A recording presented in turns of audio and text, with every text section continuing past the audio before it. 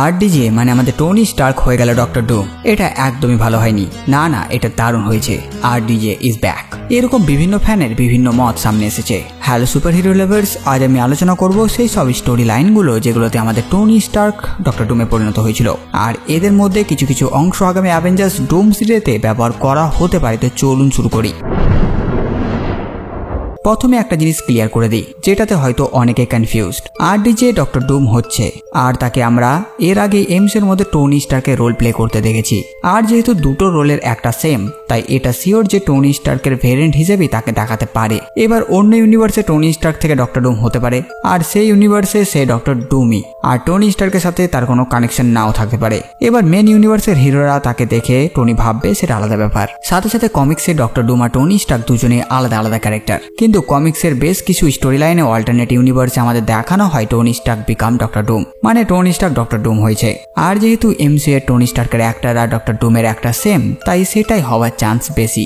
আর আমি সেই স্টোরি লাইনগুলো আলোচনা করব যাতে বেসিক একটা স্টোরির আন্দাজ আপনারা পান। Tony Stark becomes doctor Doom in 2003। এই কাহিনীটি আমরা আয়রন ম্যান অফ এক্সাইলস কমিক্সের 23 নম্বর ইস্যুতে দেখতে পাই। এখানে টনি ডক্টর ডুম হয়েছে। কাহিনীটি এক অল্টারনেট ইউনিভার্সে ঘটেছে, আর এই ইউনিভার্সে সেও জিনিয়াস, কিন্তু শয়তান।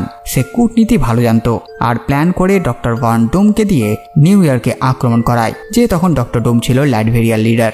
ডুম যেহেতু তখন টনির সাথে ছিল, তাই সে তার কথা মতো নিউ ইয়র্কে আক্রমণ করে, কিন্তু টনির প্ল্যান ছিল আলাদা। অ্যাটাক হওয়ার পর সে পৌঁছায় আর ডুমকে হত্যা করে, আর পৃথিবীবাসীকে বাঁচায়, আর সবার সামনে নিজেকে হিরো প্রমাণ করে।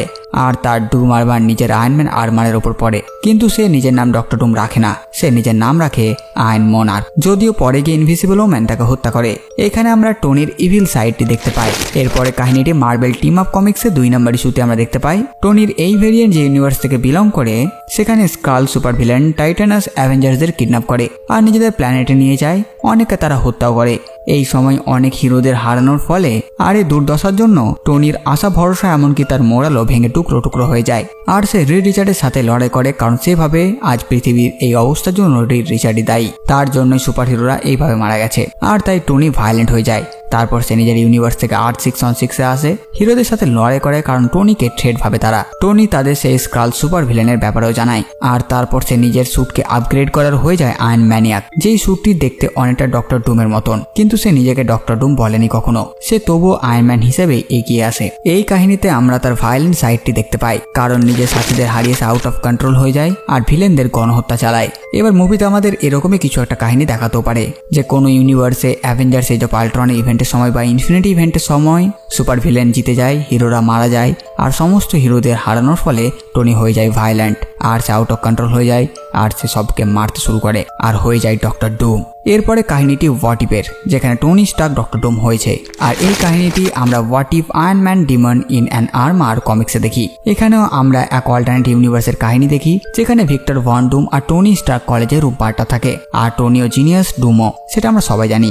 ভিক্টর টনির ওপর জ্বলতো, আর তাই একদিন সে একটি মেশিন বানায় আর টনির সাহায্য নেয় সেটি চালাতে। টনি জানতে পারে না ডুমের আসল প্ল্যান। আসলে ভিক্টর এই মেশিনের সাহায্যে তাদের মাইন্ডকে বদলাবার প্ল্যান করেছিল, আর সে সাকসেসফুল হয়। টনির শরীরে ভিক্টরের ভাবনা চিন্তা জ্ঞান প্রতিভা চলে আসে, আর ডুমের শরীরে টনির, মানে দেখতে ডুম ভেতরে টনি, আর দেখতে টনি ভেতরে ডুম। সাথে সাথে ডুম টনি ব্রেন থেকে এই ইভেন্টটি মুছেও দেয়, যাতে সে কিছু জানতে না পারে। কিন্তু ডুমের শরীরে টনি সেম জিনিয়াস, আর সে নিজেকে ডুমই ভাবে, তাই সে ডুম ইন্ডাস্ট্রিজ বানায়। টনি হলে স্টার্ক ইন্ডাস্ট্রিজ হতো, আর নিজের জন্য গোল্ড আর রেড কালারের ডক্টর ডুম আর্মার বানায়, কারণ সে নিজেকে ডক্টর ডুমই ভাবে। কিন্তু তবুও সে ভালো কাজ করে, কারণ মানুষটি তো সেই টনি। কিন্তু ওদিকে টনির শরীরে যে ডুম আছে, সে তখনও সে একই রকমই আছে, আর সে শয়তানি করে। তখন এদিকে ডুমরূপী টনি তাকে আটকাতে যায়, আর তাদের মধ্যে ফাইট হয়, আর সে তাকে আটকে নেয়। তখন সেই টনি রূপী ডুমরূপী টনিকে সব বলে দেয়, আর তার সমস্ত স্মৃতি ফিরিয়ে দেয়। অবশেষে সব জানার পর ডুম শরীরে টনি তার এই পরিচয়টিকে অ্যাকসেপ্ট করে, কারণ টনি স্টার্কের নাম এখন বদনাম ডুমের জন্য, আর তাই ডুম নাম নিয়েই সে ভালো কাজ করে এসেছে, আর ভবিষ্যতেও করতে থাকবে। কিন্তু স্টুডিও এত কমপ্লেক্স কাহিনী মনে হয় আনবে না। এছাড়া এছাড়া ডক্টর ডুম আয়রনম্যান হয়েছিল মানে সে টাইটেল নিয়েছিল টনি স্টার্কের মৃত্যুর পর ইনফেমাস আয়রনম্যান, যেখানে সে ধূসর ও সবুজ রঙের এই আয়রনম্যান স্যুট পরে, কিন্তু বেশি সময় ধরে সে হিরো টাইটেল ধরে রাখতে পারেনি। পরবর্তীতে সে ভিলেন হয়েও ফিরে আসে আবার। এছাড়া 2007-এর মার্বেল অ্যাডভেঞ্চার ফ্যান্টাস্টিক ফোর কমিক্সের 25 নম্বর ইস্যুতে আমরা ডক্টর ডুমকে দেখি সে হয় ডক আয়ন, যেটা একটা হিরোইক ক্যারেক্টার, আর সে ইভিল রেড রিচার্ডের সাথে লড়াই করে। এই ডুম টনি তো নয়, কিন্তু অনেকটা টনির মতনই, আর তার স্যুট আয়রনম্যান মার্ক 1-এর মতনই অনেকটা সিমিলার ছিল। কিন্তু এবার প্রশ্ন আসছে, কোন স্টোরি এমসিইউ অ্যাডাপ্ট করবে রবার্ট ডাউনি জুনিয়রের জন্য এমসিইউ অ্যাজ ডক্টর ডুম হিসেবে? অনেক ফ্যান খুশি নয়, আবার অনেকে খুশি। তাও আমি আপনাদের একটি খবর শুনিয়ে রাখি, এমসিইউ এর মধ্যে 2008 সালে আসার আগে 2005 সালে যে ফ্যান্টাস্টিক ফোর মুভি এসেছিল, সেখানে আমাদের আরডিজে অ্যাজ ডক্টর ডুম হিসেবে সামনে আসতো, কিন্তু কিছু কারণের জন্য সেই মুভিতে সে অ্যাজ ডক্টর ডুম আসে না। কিন্তু সময় দেখুন, আজ তাকে আমরা আবার ডক্টর ডুম হিসেবে দেখতে চলেছি।